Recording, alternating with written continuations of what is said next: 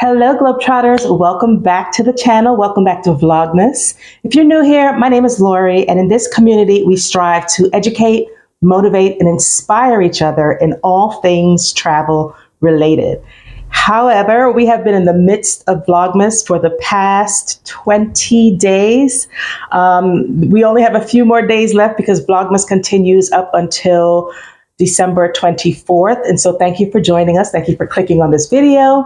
Thank you to all of the new subscribers who have just recently joined the channel. I see you guys coming in and I really appreciate it because collectively, I say collectively and we, because I'm not doing this by myself, we have been trying to grow the community to at least 500 strong by the end of 2023. And so you have just assisted in doing that, and you may continue to assist in doing that by, for free, clicking on that thumbs up button as you like the content and you find that you're learning something, that you're being inspired, that you're being educated, that you're being motivated. Make sure that you also subscribe for those of you who are yet not subscribed, because I still see the majority of my viewers are not subscribed. And then also make sure that you share this video with someone else who would like the content. So in today's video, I'm going to talk to you guys about my favorite food at the favorite time of the year, and that is Pepperpot.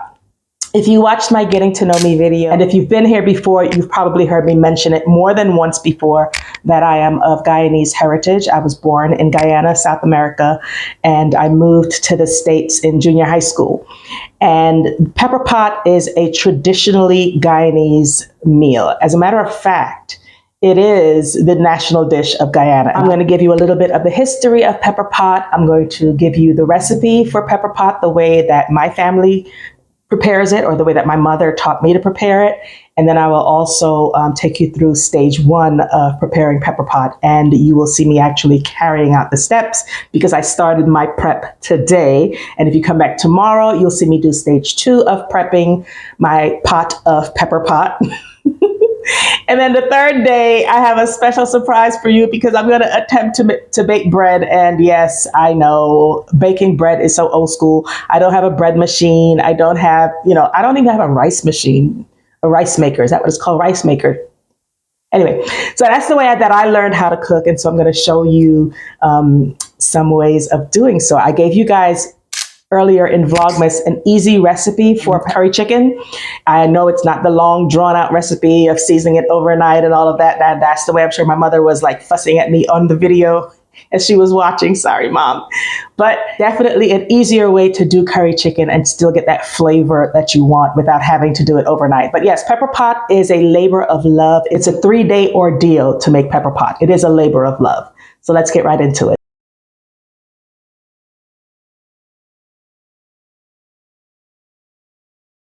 So first, I would like to share with you a brief history of our Pepperpot, Guyanese Pepperpot. And I will also link this article below because it comes from Guyana Chronicle, the nation's paper. And the title of the article is A Guyanese Christmas Tradition. The history of Pepperpot in the Guyanese Christmas is difficult to uncover. We can say with certainty that the dish had its beginnings with the indigenous peoples of the land that eventually became Guyana. The tribes separately discovered the amazing preservative properties of liquid extracts from the poisonous bitter cassava root. The other tribes discovered the liquid, which is called kara or karakura sauce. This sauce is used to make the dish known as tumapot. On the other hand, the Arawaks discovered the liquid we now call kasrip. Kasrip is fundamental to the Pepperpot formula. There are two varieties of cassava root, sweet and, as previously mentioned, bitter. Kasrip is made from the bitter cassava root. The Arawaks originally discarded the liquid that was extracted from the grated cassava that they used to make cassava flour. Eventually, it was found that the dark brown liquid that resulted from the liquid being left in the sun was a natural preservative. The usefulness of such a substance was immediately evident to the Arawaks, and the stage was thus set for the dish that has become Pepperpot. This is the brand of kasrip that I use. It actually says Guyanese Pride or Guyana Pride on it. And it has the flag of Guyana, the map of Guyana, sorry. And this is how you spell kasrip. I'm sure I'm putting it on the screen as well. But it's so good. Honestly, I sometimes eat it just by the spoonful. It's not bitter. It's like a sweetie, tangy. I don't know how to describe it, but this is what makes pepper pot its black color, its dark color. And this is also what allows the pepper pot to be able to be left on the stove for several days. I don't know what's the longest time in history that pepper pot has been left on the stove, because in my household, it usually doesn't last longer than a week, the entire pot. And I have made a 10-gallon stock pot before, and it has not lasted. So the preservatives are good in that it helps keep it this, and then the other spices that we'll use also. And you'll see those spices in the recipe that I'll share with you in just a few minutes. So back to the article, I'm going to skip over some parts. The method utilized while making pepper pot depends on which chef one asks. Some boil the meat with the cassorep before adding water. Some add the cassorep and water after the meat has boiled.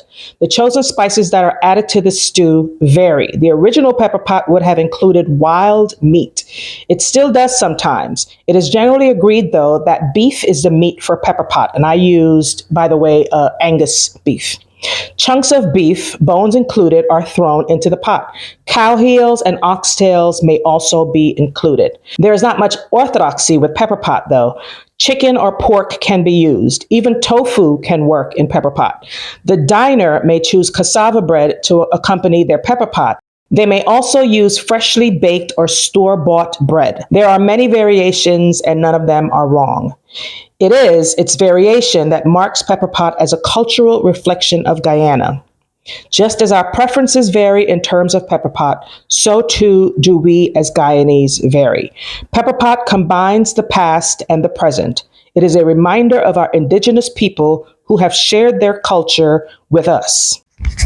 I think this is the best article that I found about pepper pot. I love the way it just, it's like a love story. It's like an ode. It's like a poem, a haiku, not really, but it's a poem. It's a love story to pepper pot. It's a love story to our heritage. It's a love story to our culture. It's a love story to this dish that we immediately recognize by the scent of it all. You just smell it and you're just like, pepper pot. So most traditional Guyanese households that you enter on Christmas Day, you will have the aromas of pepper pot tickling your nose and tantalizing your taste buds and just teasing you to just slurp up some of that gravy, maybe mop it up with a piece of bread. And then we will eat it, literally, we will eat it for breakfast on Christmas morning. We will eat it for lunch on Christmas Day with some rice, like boil some rice with some coconut milk in it, steam some rice on the stove, not in a rice cooker.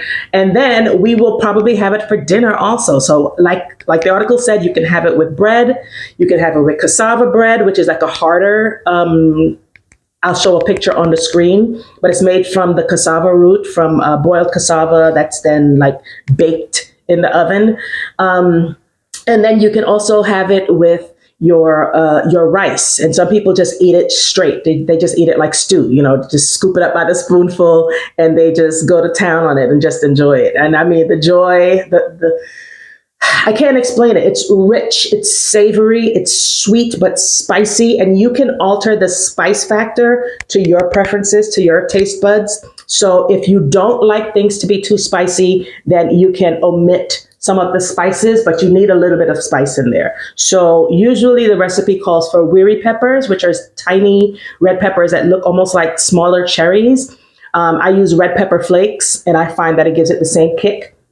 And that's what my mom told me, and I use it, and I'm fine with that. But if you wanted to use a little bit less pepper, you can do so. But you will see that I already seasoned my meat with black pepper, with ground black pepper, and then I will add the red pepper flakes later. And so the trick to pepper pot is to be patient with cooking it, because you want the flavors to be layered. You want the flavors to be,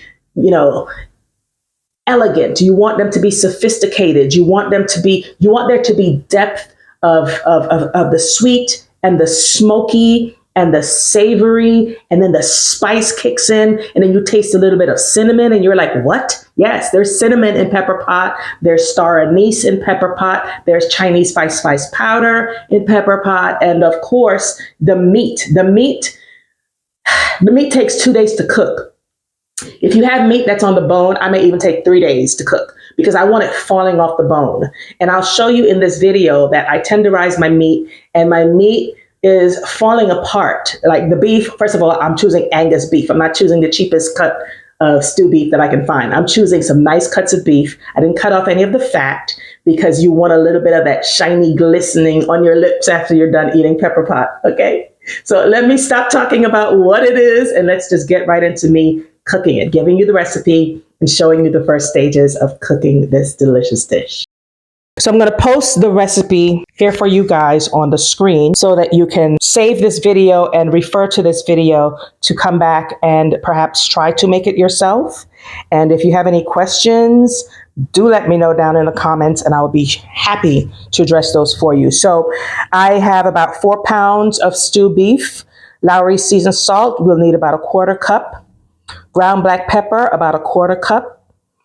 Garlic powder, about 1/4 cup also. 6 bell peppers, you saw me pick those up yesterday. 1½ yellow onions, 1 cup of cashew, 2 cinnamon sticks, 6 whole cloves, and I put those in a staple tea bag so that people don't bite into the bitter cloves when they're eating, but that's completely optional. If you like the taste of cloves, go for it. 1 tablespoon of pepper flakes, 2 sprigs of thyme, or approximately 1 tablespoon of bottled thyme leaves. I highly suggest you use the fresh thyme if you can find it.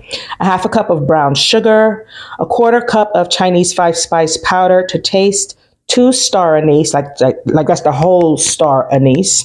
So along with the 5-spice, they give that traditional pepper pot flavor and what my son says, that Christmas smell. And then 4 cups of water.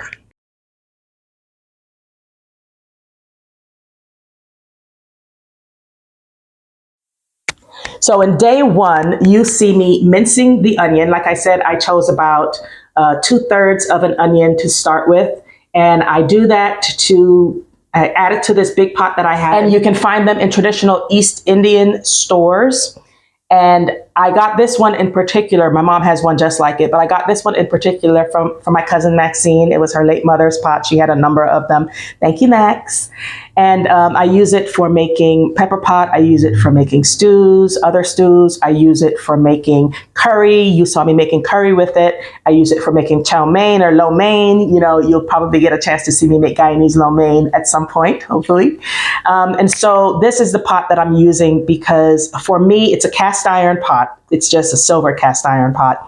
And it evenly spreads the heat as cast iron does. So the first thing I do is I throw my diced onions and I make them, you know, a decent size. I don't want to pulverize the onions unless I'm cooking for my sister who does not want to see an onion or taste an onion. Then yes, I will blend it to a pulp and put it in the food, but it has to have the flavor. But I like to chew into some of the onions. I like the complexity of texture in pepper pot when you have chunks of onion, chunks of peppers, you know, just chunks of things in there, chunks of meat to bite into and chew. I love to chew. So of course I'm going to have chunks of onions in there. And so instead of julienning my onions, I'm going to dice them, place them in a pot with a little bit of oil. You can either use some olive oil or you can spray some, you know, some cooking oil if you wish. I already had some oil in the pot because it is one of those cast iron pots. And so I didn't add anything more to that. The other thing is that the meat already has a little bit of fat on it. I did not trim the fat, as I said.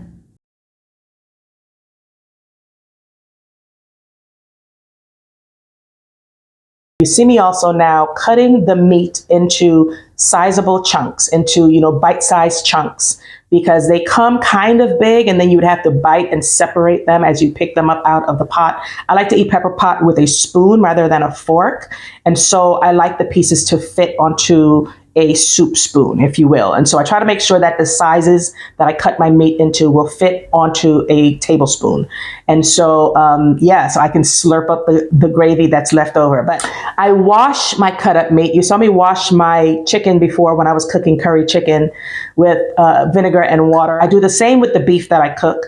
And so I wash the beef in cool water and white vinegar. You can use apple cider vinegar if you prefer. But that, I think, leaves a little bit of a taste that may change the taste of the food. And so I use white vinegar for this instance.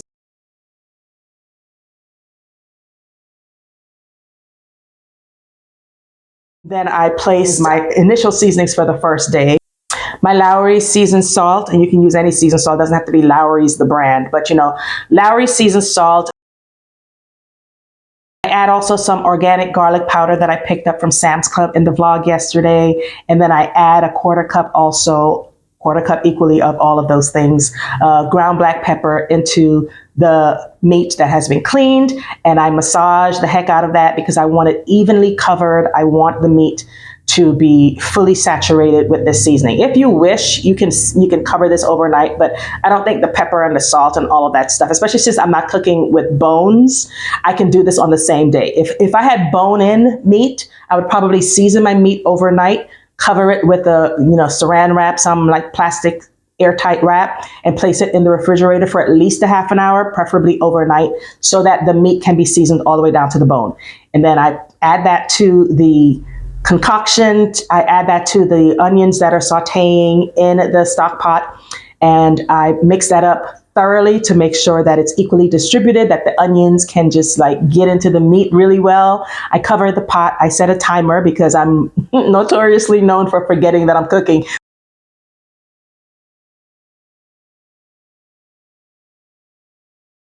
And so I cover this and I go about doing something else for about an hour. I set a timer because you want to tenderize the meat. Put it on medium heat. Tenderize the meat for at least an hour.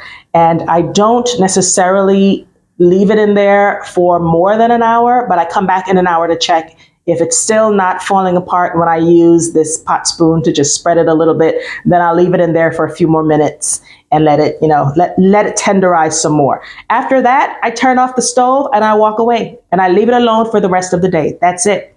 And then tomorrow I come back, I leave it on the stove. Yes, I leave it on the stove because the meat is not raw anymore, so it's fine.